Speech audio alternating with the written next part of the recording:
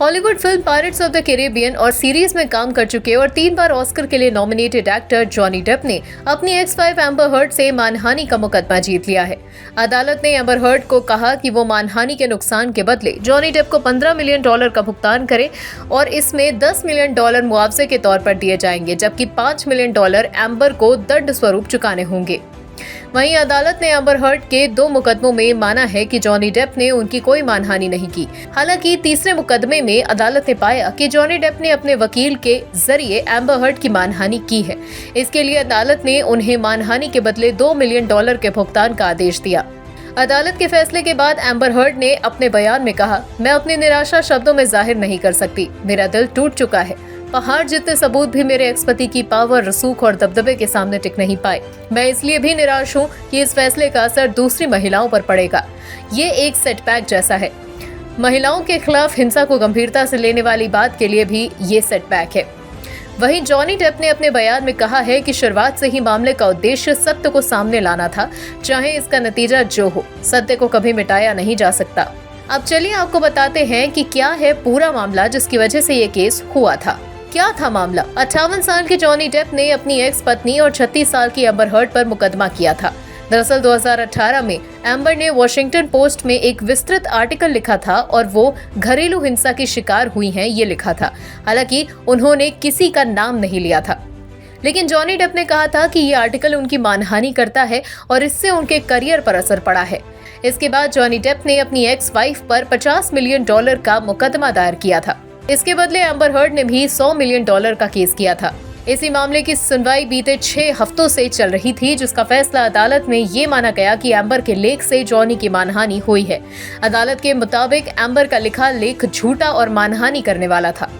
अदालत ने यह भी माना कि एम्बर ने अपनी शादी को लेकर जो बयान दिए थे वो भी झूठे थे। इस मामले को लेकर दुनिया भर में दिलचस्पी देखने को मिल रही थी। मामले की सुनवाई 7 सदस्यों की ज्यूरी ने की थी। कोर्ट टीवी के मुताबिक इस ज्यूरी में 5 पुरुष और 2 महिलाएं शामिल थीं। इसके पहले भी 2016 में एम्बर हर्ड जॉनी डेप पर मारपीट का इल्जाम लगा चुकी हैं। जॉनी डेप एम्बर हर्ड की शादी। दोनों की मुलाकात 2011 में Hollywood film the rum diaries के सेट पे हुई थी, जो प्यूर्टो रिको में शूट हुआ था। कुछ साल बाद दोनों दोबारा फिल्म की पब्लिसिटी के दौरान मिले और वहीं से दोनों का रिश्ता शुरू हुआ। 2012 से दोनों डेट करने लगे और 2015 में दोनों ने शादी कर ली। शादी के 15 महीनों के बाद दोनों ने कहा कि उनका रिश्ता खत्म हो गया है। एम्बर हर्ड ने तलाक के लिए अर्जी दी और चेहरे पर पिटाई के निशान दिखाते हुए जॉनी डेप के खिलाफ रिस्ट्रेनिंग ऑर्डर की दरखास्त की थी। जॉनी डेप ने तलाक के बाद एम्बर को $7 मिलियन दिए, जिस पर एम्बर ने कहा कि वो इस अमाउंट को दान करना चाहती हैं। हालांकि जॉनी डेप की टीम ने इस दावे पर सवाल उठाए थे। गवाही के दौरान एम्बर हर्ड के आरोप। मेरे लिए हिंसा का चक्र 2012 से शुरू हो गया था। 2012 में जॉनी डेप ने पहली बार मुझ पर हमला किया जब मैं उनकी बाजू पर एक टैटू देखकर हंसने लगी थी। उन्होंने बाजू पर अभिनेत्री विनोना राइडर के नाम का टैटू बनवाया हुआ था, जिससे उनका पहले संबंध था। मैं इसलिए हंसी क्योंकि मुझे लगा वो मजाक कर रहे हैं, लेकिन उन्होंने मुझे थप्पड़ मारा। जॉनी डेप ऐसे इंसान हैं जो बहुत सद्भावना के साथ पेश आते हैं, लेकिन शराब और ड्रग्स के असर के बाद वो बहुत गुस्से में आ जाते हैं। उन्हें लगता था कि मैं किसी और के साथ रिश्ता बना रही हूँ। जॉनी डेप ने ड्रग्स लेने की अपनी आदत को छिपाने की कोशिश की, जिसमें कोकेन और शराब शामिल थी। वो मुझे मारते थे और फिर गायब हो जाते थे। जब वो वापस आते थे तो नशे में नहीं होते थे और वो मुझसे कुछ ज्यादा ही प्यार से बात करते थे और ये कहते हुए माफी भी मांगते थे कि सब ठीक हो जाएगा। 2013 तक आते आते मैं अपने आप को बटा हुआ महसूस करती थी। मैं जॉनी से प्यार करती थी, लेकिन वो मेरी जिंदगी का सबसे खराब हिस्सा भी थे। अपनी गवाही के दौरान एम्बर ने एक घटना के बारे में बताया। वो और जॉनी छुट्टी पर थे। उन्होंने कहा, अचानक एक महिला आई, मेरी तरफ झुकी, अपना सिर मेरे कंधे पर रख दिया।